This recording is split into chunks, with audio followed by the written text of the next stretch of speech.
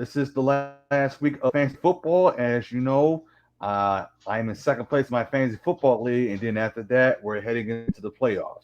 So join me on the right now. I've had him on my show before, but this time is the first time we're actually going to be doing it on video. So you can either listen to it on video or on audio. So, ladies and gentlemen, please welcome back my good friend, Mr. Bob Harris. Welcome to the program, and how are you doing? I'm doing great, Sean. Thanks for inviting me on. It's been a while, man. Glad to be on.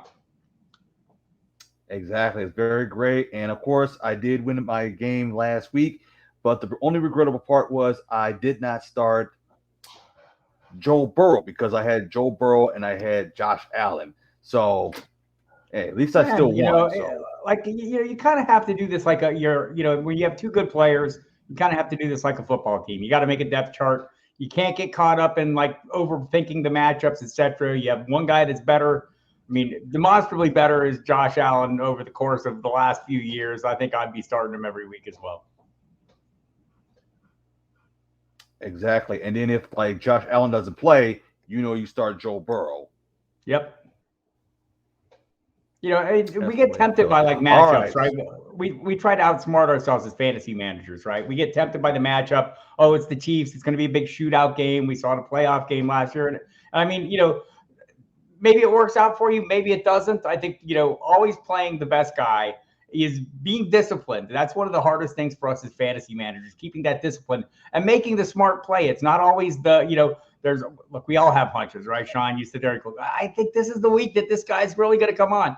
And maybe it is. Yes, And it's okay to exactly. play it's okay to play your hunches. But playing it safe, there's also something to be said for making the smart choices, not outsmarting yourself, not chasing the shiny new pieces. Sometimes a new player will rise up, whether it's like Zonovan Knight for the Jets or whoever. I mean, you could play them, but you shouldn't be playing them over your frontline guys, right? You're saying, oh, I got Jonathan Taylor. Maybe I should play Zonovan Knight because he's a new thing.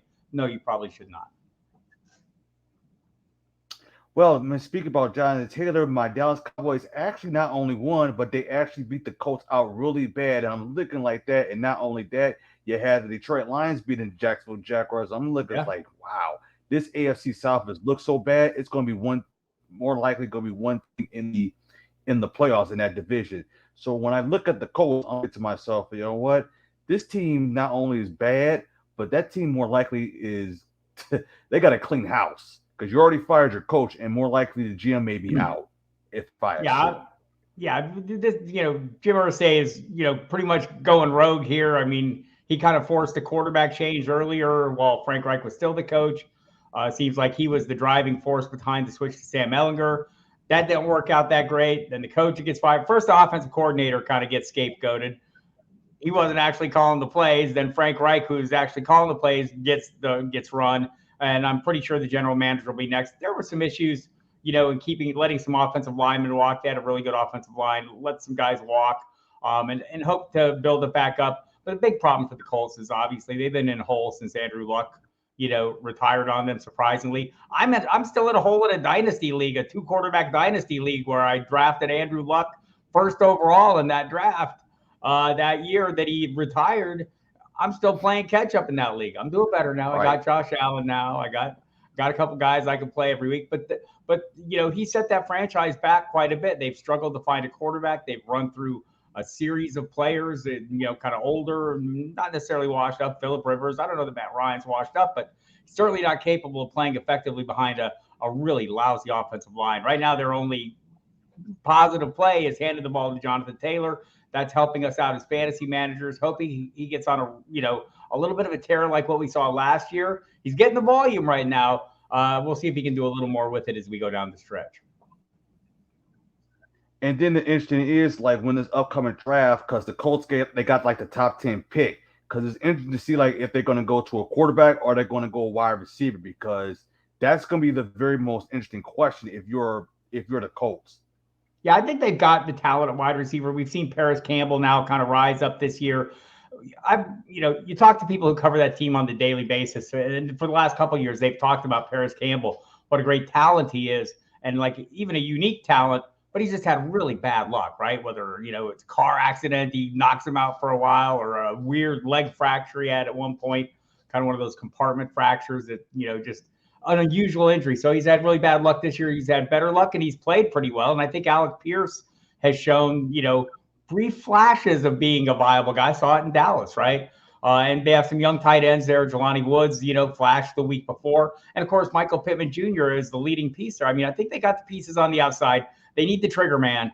And I'm guessing that's what they'll be going after. The new general manager, I'm just assuming Chris Ballard's going to be gone. Maybe he's not. Maybe he's got, in with the coach. But it'll have to start with the coach as well. I don't think Jeff Saturday is going to turn out to be the answer there. Doesn't seem so. So I think they'll have to go through the full process. I know Jim Harbaugh's name's been mentioned. He says he's not going anywhere. He's staying in Michigan. And we hear a lot of these things before, I'm staying where I am before they move on. So we'll see how that all plays out. Plenty of time for that to happen and plenty of time to get into the draft. But I think the quarterback will be top of the list.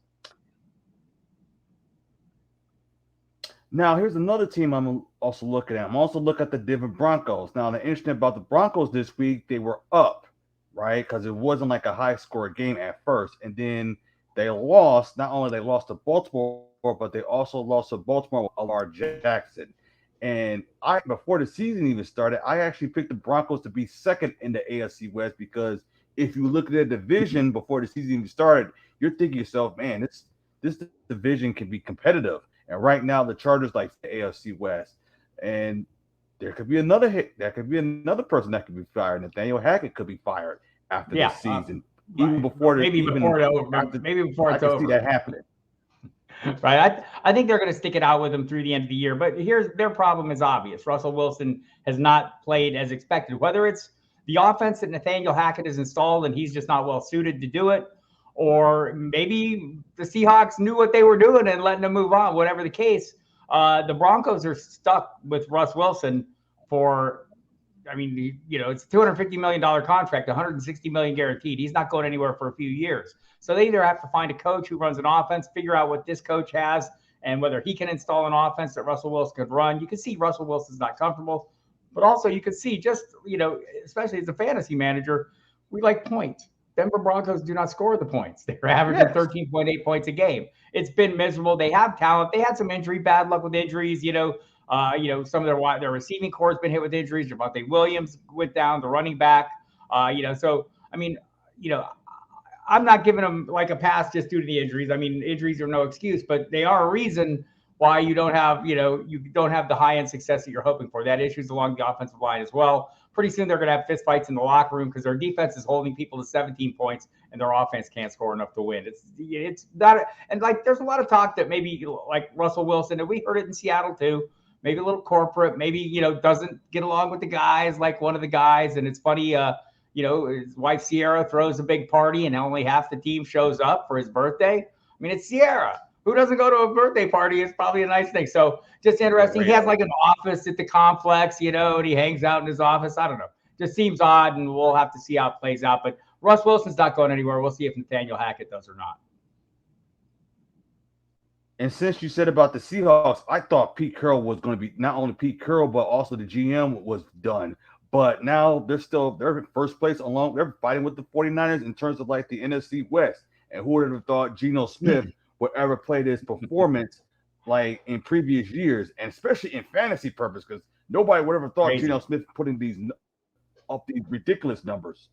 Crazy. And you have to think that the GM John Schneider and Pete Carroll sit around in their office after hours saying, man, we knew it all along. Not that Geno Smith was going to be great, but maybe that it was time to move on from Russell Wilson, right? We'd had a couple of years where, there was some bad decision making by Russell Wilson. The big, narrative out there, let Russ cook. Well, when they let Russ cook, they had a lot of turnovers. Pete Carroll likes to play a specific way. He wants to run the football and play defense, right? That's his style of play. Whether you agree with it or not, that's what he wants to do. And when Russ kind of went away from that and really started pushing on the notion that he wanted to, do some cooking and do some throwing, they let him do it a little while, a couple of years back, and it led to, a series of bad games. And I think they went back to what Pete Carroll feels most comfortable with, and it just didn't suit Russell Wilson. So they part ways, and they end up right now looking pretty damn smart because they're not paying Russell Wilson $250 million for the foreseeable future. Exactly. And instead they have Geno Smith, who, look, he's making himself a hell of a lot of money this year, right? and I'm guessing the Seahawks will re-sign him. But they went into this season, like like we've seen them do this before. Remember when Russell Wilson was drafted? They had Matt Flynn there, a free agent. They paid a ton of money for based on very little, very narrow band of success in the NFL, right? But he came in. Russell Wilson came in and started looking good right away. And Pete Carroll said, "Look, we're going to let him compete," and he competed and took over the starting job right away. And so Pete Carroll's not afraid to let his players compete, and he did that with Drew Lock and Smith and Geno. To his credit, man, has put it all together. I'm very impressed with what Geno Smith has done. A career journeyman. I listened to Mark Sanchez, a former teammate of his on the Jets, talk a little bit about it this week. And basically he said, I never thought he had this in him. He just never seemed like that guy who applied himself. Clearly he's applying himself and putting in a hell of a lot of effort. And man, the success is great. I love seeing it. Love seeing kind of an underdog story for a player like this who's struggled. And look, he's had some bad breaks too. A teammate punching him in the face, and kind of ended the season with a broken jaw and a locker room incident. Just, seeing him get on track. It's a great thing to see somebody who has put in all this work over the course of time finally have it pay off. And not only that, they also have a running back, because before then they didn't even have a running back ever since Marshawn Lynch left. But KJ Walker the third, he's at numbers as well. Yeah, like he's looked phenomenal. But I'll say this for Pete Carroll, he's always had his guys he likes. He had Chris Carson, who he loved, who was a pretty solid play NFL running back and a great fantasy back. And why they're great, all his backs. And then it went to Rashad Penny, who they drafted with a first-round pick and made him sit on the bench, right? And then until his turn came, and then late last season, he was one of those league-winning running backs, right? He was that guy who came out over the last 6 games of the season, ran for over 200 yards more than any other running back in the NFL, scored a ton of touchdowns, probably won you a title, a guy that probably didn't get drafted, a guy you picked up as a waiver wire pickup. This year, they stayed true to Penny to start the season, let Kenny Walker sit on the bench. And then when the injury came and the time came, they stayed true to their desire, which is run the ball. And Kenneth Walker, as we kind of expected, was an ideal fit. And he's come in. He's a little beat up this week. We'll see what the next thing is. They signed Wayne Gallman, a journeyman guy, and they've got a handful of DJ Dallas and Travis Homer. Both of those guys nicked up. Tony Jones Jr., who's looked okay at times as a Saints backup, some preseason flashes and stuff. So we'll see if this offense can continue to support a really, high-end play from running backs that maybe no one expected to perform. My guess is we've seen this movie before, and they will be reasonably solid. Then there's another situation in Carolina. Now, the Panthers have released Baker Mayfield. Now, when I heard that story, I was like, I'm not surprised. I'm really not surprised. And I told everybody about Baker. He has the talent, but he doesn't have the mental to be a future franchise QB. And now it's a mess. Well, so the Rams picked him up off waivers, and it's possible Baker Mayfield could start Thursday night against the Las Vegas Raiders. That's how desperate the Rams are, right? Because they're sitting there. Matthew Stafford, done for the season, spinal contusion. He's on IR, could come back after 4 games. They're not going to bring him back. They've got John Wolford, who's got beat up. So the Rams offensive line, what we've learned as fantasy managers and football fans over the course of time, offensive lines matter. And the Rams offensive line, they started their 12th different combination in this last game, and it shows, right? They're just horrible. And the offense is horrible as a result. And so John Wolford got pretty beat up. They've got Bryce Perkins, who I thought, at least has the athleticism that he can get you a little something with his legs. It doesn't have a lot of experience. So they go out and Baker Mayfield's available. They grab him off waivers. They're going to bring him in, send him the playbook so he can study it on the plane ride out to L.A., and I'll not be shocked if he's the starting quarterback for the Rams on Thursday night. And plus, you also got to think the Rams season is done anyway, because remember the off season, they paid a lot of players off season. They did. Especially Cooper Kupp, Aaron Donald, Allen Robinson, they paid up. All these guys who aren't playing right now.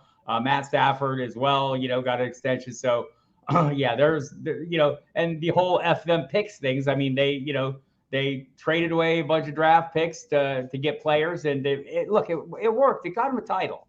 That's what they wanted. But this is the biggest fall for a Super Bowl champion The 3-9, I think, is the worst record any team's been at this point after winning a Super Bowl. And I don't know that it's going to get a lot better going forward. I think they're going to be struggling. Look, Baker Mayfield's not the answer to anything, but neither is John Wolford. So I get what they're doing. Get a look at him. It's pretty cheap, $1.5 million for the rest of the season. Relatively cheap. I would like to make that money for the rest of the season, and I will not. Now, as we're heading into week 15, because, around this time, this like the waivers wires. Now, if there was a player that a person is looking for, not only trying to get a bye week, but get into the playoffs, even though I am in the playoffs, what player should be the target on the waiver wire, in your opinion? So, I mean, there's a handful of guys that I would look at right now. Right now, I don't really see any league winners. I mean, that's what we're always looking for. Like, so could one of the Seahawks running backs, save your day? Maybe, if Kenneth Walker doesn't go, and we still don't know that very much. So at quarterback, you're going to have maybe you want to take a chance on Tyler Huntley for a week at least. So we know that Lamar Jackson's going to be out likely at least a week. Maybe up to 3 weeks. Tyler Huntley's a pretty good fill-in for him. He may be a guy that could win you your league. I don't know if I'm going to be going Brock Purdy deep, the new San Francisco quarterback, but he has a great supporting cast around him, and it's a great offense. Mike White has been playing reasonably well. Maybe Mike White is a guy you could pick up. James Cook, running back for Buffalo, is someone I'd be thinking about. Zonovan Knight, who I mentioned, Bam Knight, the running back for the New York Jets. Michael Carter will be back at some point, right? So I don't know if I want to play, when Michael Carter's back, I don't know if I want to play either of them. But until then, Knight has the leading role. Jordan Mason has a role in San Francisco behind Christian McCaffrey. Alexander Madison starting to gain some. I mean, these are desperate plays because we're going to have, 6 teams on bye, Sean, and the injuries have started hitting. So you could go that deep. I wouldn't be averse to picking up Jameson Williams for Detroit, the rookie. Played his first game this week, but, and didn't do anything, but probably the fastest guy on the field every time he walks on it. And maybe there's something there for him. Maybe Nico Collins as well for Houston, Donovan Peoples-Jones for Cleveland. Michael Gallup had a great game. I would take the Buffalo pieces, the leftovers. I mentioned James Cook. Maybe Isaiah McKenzie could get you through a week as well. And at tight end, I like Greg Dulcich. I don't like the offense, but he is he looks like a piece with a role. I love a guy in Tennessee named Chig Okonkwo. This guy is amazing. He's drawn a 20% target share in 3 of the last 6 games, but his per catch average is nuts. He's a different kind of tight end. He's a deeper threat, and I don't know if the usage will be enough to float our boats down the stretch this year, but he's a player you need to watch going forward. Now, I have 2 questions, and then that's it. Now, the first question is, because we talked about this previously, what football has impressed you, and the other one is what player has disappointed you in fantasy for both of those? Oh, so many disappointments, right? Like almost everyone we drafted in the first round, Sean, has come up a little short, right? So I mean, Austin Eckler, right? You didn't expect him to get the 20 touchdowns that he got last year, nor did you expect it from Jonathan Taylor. But Austin Eckler has played reasonably well. I think Derrick Henry on a little bit of a skid here in the last couple of games, but I think in general you're getting what you wanted out of him. But I mean, and Christian McCaffrey, maybe there's some hope. I don't think the story on all these guys is written until the end of the year. Najee Harris has been a disappointment, I think. Just in general, hasn't been high in production. But he's coming on a little bit. And so maybe some of these guys that I think are disappointments now are going to get us to the promised land and deliver at the right time. I'll tell you the guy who surprised me. He's on a little bit of a slowdown right now. But Saquon Barkley, I wasn't buying into him at the price he was going for. I mean, I expected maybe him to be way as well. Skeptical, right? I expected him to be better, but like last year, we saw none of the explosive runs. Right, none of the explosive runs, none of those things, and the offense was horrible. So Brian Dable comes in, a bright offensive mind. I said, this offense is going to be better, but it's a low bar, man. How much better was it going to be? Was it going to be great? I didn't think so, and it's not great. But Saquon Barkley's been phenomenal. We've seen the kind of explosive runs. I'm a little worried about the last couple games. They've kind of either opponents are figuring them out or figuring them out. Also, they've had issues with the offensive line. So, I'm trying not to panic on this one, but he's been great up to this point. He looks like the Saquon Barkley of old. And so I'm hoping he's getting the job done. But there's been a handful of guys who have delivered above and beyond expectations, especially at quarterback. If you drafted Justin Fields as your second quarterback, you're going to probably win your league. He's going to come through. Tua Tagovailoa, if you're drafting him as a guy just because he had great pieces put around him, you're going to come out ahead because of that. And so there have been a number of guys who have outperformed expectations, and more power to them. And I'm looking forward to trying to identify those guys who are going to do that next year when we get out of this season. And the thing about Saquon Barkley, since he's been doing so a little bit disappointing, he also messed up people's player props. That's the interesting part about Saquon. People's player props. Yeah, the prop thing is, that directly correlates with fantasy. We love playing the props and the individual player props a lot. So I'm with you there. It's not been a great couple of weeks. Exactly. For Derrick Henry too. I mean, Derrick Henry's kind of I played on a. Yeah, I played him when I didn't get that run right. I was like, wow, you would think that, but then when that person doesn't meet that expectation with the yards, you think of yourself like, how's he getting this certain amount of yards? Unless you're like Justin Fields or like Patrick Mahomes or Josh Allen or Joe Burrow, you would expect that because of their performance. But like guys who like had history of injuries, you're kind of vertical. Right. Watch out for Derrick Henry this week. He's kind of owns the Jaguars like he owns the Houston Texans. So should be a big game for him this week, I'm thinking. Right. I'm glad I didn't play Trevor Lawrence in my player props because he sure as heck disappointed against the Lions. Very disappointing. What a great matchup, and he just couldn't cash in on it. I'm with you, man. Exactly, especially with that Lions soft defense. But it seems to me like the Lions outplayed the Jaguars, surprisingly. They did, man. Look, the Lions offense is no joke, man. They got a lot of really good pieces. Amon-Ra St. Brown with Williams coming back, Jameson Williams. We've got Jamal Williams leading the league in touchdowns with 14. Looked like DeAndre Swift starting to show some signs of life as well. Another guy that's been super disappointing, a guy we were drafting like maybe in the second round as fantasy managers, now hasn't done anything. Has a hard time staying on the field even. Now we maybe pick up a little run down the stretch. That's what I'm saying. I want to reserve my judgment on how super disappointing some of these guys are until the season's over, because some of these guys maybe come on down the stretch and give us those kind of league-winning numbers that we expected when we drafted them. We just got a narrower band of it. Now, where can my listeners find you on social media and your articles? And you're on Sirius XM, if I'm not mistaken. I am, yeah. So you can find me on Twitter at Football Diehard, right there. And the website I work at called footballdiehards.com. I make this really easy for you if you're listening to SiriusXM Fantasy Sports Radio or SiriusXM NFL Radio. The name of the show is Football Diehards. So just search that on your SXM app if you have it, or listen to us live. I'm on. It's hard to miss me. I'm on 5 days a week, and including the pregame show on the Fantasy Channel from 11 to 1 p.m. every Sunday. It's great to have you on the platform, by the way, especially during fantasy football and player props, of course, because I only got all my player props right once so far this season. Once so far this season. That's how it's a battle, man. This season. This is especially that Saquon Barkley and Derrick Henry.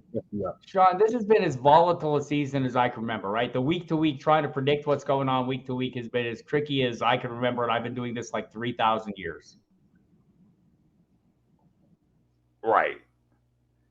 Because you are right. This season's probably like the most weirdest season I've ever seen, not only in fantasy, but also player props. Yeah, just the NFL in general. It's just been very unpredictable and hard to figure out players, just even within the teams, trying to figure out, which player is going to be the most utilized, et cetera. You take the Ravens, you would think Gus Edwards looked like he had that backfield job sewn up. Last week, he was playing third fiddle. So, it just seems like this has been one of those years where there's a handful of really reliable guys, but it's a small handful. Josh Jacobs, Devontae Adams, in Oakland. Nobody else for Oakland. For Las Vegas, nobody else you want to play there. It's been like totally volatile there too. So just seems like it's, we're having a narrower band of players that we could really rely on every single week. Travis Kelce, of course, Patrick Mahomes.